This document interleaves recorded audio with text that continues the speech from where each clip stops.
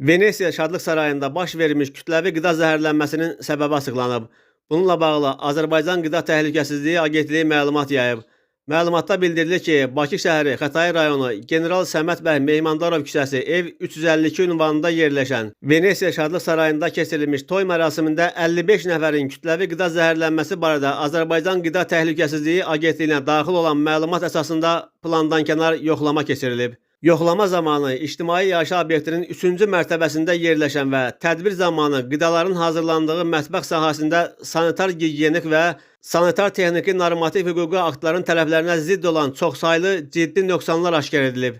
Müəssisədə dezinfeksiya işlərinin sənədləşdirilməməsi, işçilərin gigiyeni təlimlərə cəlb olunmaması, izləmə sisteminin yoxluğu, əl yuma şəraitinin təmin edilməməsi, havalandırma sistemlərinin işləməməsi və istifadə edilən avadanlıqlarda, məsələn, şişlər, işçi masalar, doğrama kötüklərində korroziya və təmizliklə bağlı ciddi çatışmazlıqlar müşahidə edilib.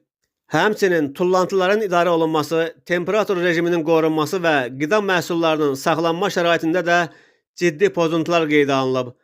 Yoxlama zamanı toy mərasimində təqdim olunan və qida zəhərlənməsi riski yüksək hesab edilən bəzi soyuq qalyanaltıların və salatların qida obyektinin rəhbəri tərəfindən atıldığı müəyyən edilib. Yoxlama çərçivəsində istehlaka təqdim edilmiş digər qidalardan və qida ilə təmasda olan səthlər, avadanlıqlar və işçi heyətinin əllərindən yaxma nümunələr götürülərək Azərbaycan Qida Təhlükəsizliyi İnstitutunun müvafiq sınaq laboratoriyasına təqdim edilib. Müayinələr nəticəsində obyektdə qida məhsullarının hazırlanması və saxlanılması zamanı sanitar gigiyeni tələblərə riayət edilməməsinin və çarpaz çirklənmənin qida zəhərlənməsinə səbəb olduğu müəyyən olunub. Aşkar edilmiş pozuntularla əlaqədar müəssisə rəhbəri barəsində inzibati xəta haqqında protokol tərtib edilərək Venesiya Şadlıq Sarayının qidaların hazırlandığı 3-cü mərtəbədə yerləşən mətbəx sahəsinin fəaliyyəti nöqsanlar aradan qaldırılaraq müvəqqəti məhdudlaşdırılıb.